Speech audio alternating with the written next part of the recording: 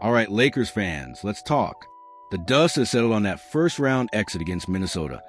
A tough pill to swallow after what felt like a promising regular season run, wasn't it? Seriously, after all that effort, all that fight, to go out like that in the first round, doesn't it just sting a little?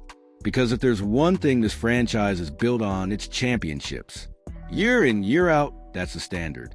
And to get back to that standard in the 2025-26 season, Rob Pelinka and the front office know, and we all know, there's one glaring hole that absolutely, positively must be addressed this summer: the center position. We saw it laid bare against the size and length of the Timberwolves. The need for a true difference maker in the painted area, a reliable anchor, is undeniable.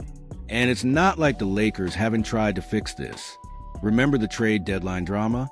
The purple and gold had a deal lined up for Mark Williams from Charlotte, a former first-round pick who looked like a perfect fit, only for it to fall apart due to a physical issue. A frustrating setback, to say the least. But here's where it gets interesting.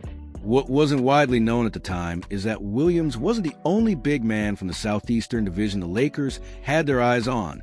And according to recent reports, those negotiations, those conversations, could be heating up again as we head deeper into the offseason.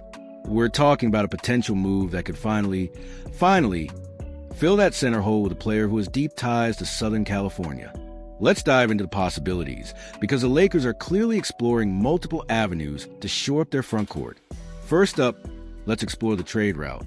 ESPN's Dave McMenamin reported that the Lakers made a call to the Atlanta Hawks ahead of the trade deadline, inquiring about the availability of former USC Trojans big man Onyeka Okongwu, bringing a talented, young, former first-round pick back home to Los Angeles.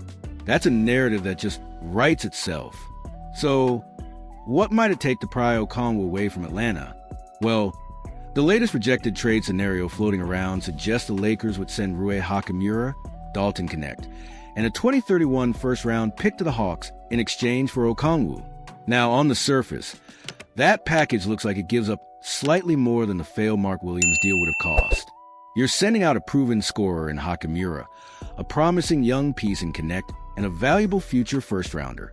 However, you can absolutely make the case, and a strong one at that Okongwu is a more valuable player than Mark Williams is at this stage of their respective careers. Okongwu has shown flashes of being a versatile, modern big man.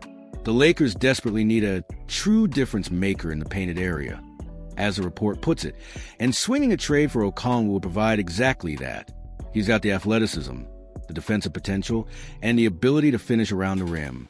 And crucially, in this rejected deal, the Lakers wouldn't have to give up any of their absolute core pieces.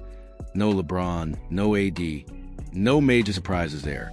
You're addressing a critical need without completely dismantling the existing foundation. Getting a player of Okongwu's caliber, who knows the city and could potentially thrive in this environment, feels like a significant step in the right direction. But wait, there's another avenue the Lakers are reportedly exploring, and this one involves potentially poaching talent from a very team that eliminated them. That's right. According to Ricardo Klein of Newsweek, the Los Angeles Lakers are being named as a prime landing spot for Minnesota Timberwolves star free agent Naz Reid. The sixth man of the year from the 2023-24 season could be available, and the Lakers are reportedly circling. After being exposed in the frontcourt against the Wolves, it makes sense that the Lakers would look at players who just beat them. Reid isn't just a big body. He's a versatile scorer who can stretch the floor, something this Lakers team desperately needs from the center position. The report states, the Lakers are a team that could use the services of a big, really any reliable big, and Reid could do that and then some. LA could be in line to sign Reid, and it is very possible they could do just that. What makes Reid so appealing? He's not just a post-up guy. Last season, he averaged 14.2 points, 6.0 rebounds, 2.3 assists, and 0.9 blocks per game. Solid numbers. But the key stat that jumps out, especially with JJ Redick now at the helm, his three-point shooting. Reid shot a very respectable 37.9% from beyond the arc last season. JJ Redick wants his teams to shoot more threes, to play with better spacing. Naz Reid, A big man who can legitimately knock down perimeter shots could bring a completely new element to the Lakers' offense. He could fit very well within the system Redick likes to run. Reed is expected to opt out of the final year of his deal to test the open market. He's also mentioned that he views himself as a starter, and if the Timberwolves can't guarantee him that role, he might look elsewhere. The Lakers, needing a starting caliber center, could potentially offer him that opportunity, bringing some new energy to the team. The challenge? Financial constraints. Landing Reed outright might be tough due to cap limitations, meaning a sign-in trade could be the most likely path. But even with the financial hurdles, Reed represents a very solid, high-impact option to consider.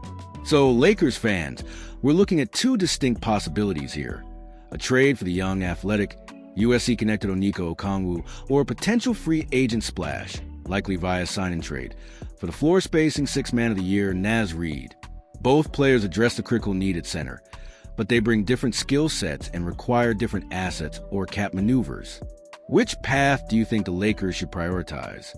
The trade for Okongwu, bringing a local talent home, or the free agent pursuit of Naz Reid, adding much-needed shooting and versatility from the center spot? Let me know your pick and why in the comments below. Getting the center position right is absolutely crucial for the Lakers to get back into championship contention next season. These are just two of the names being linked, but they represent clear strategies the front office might be pursuing. We'll be tracking every rumor, every report, and every potential move right here.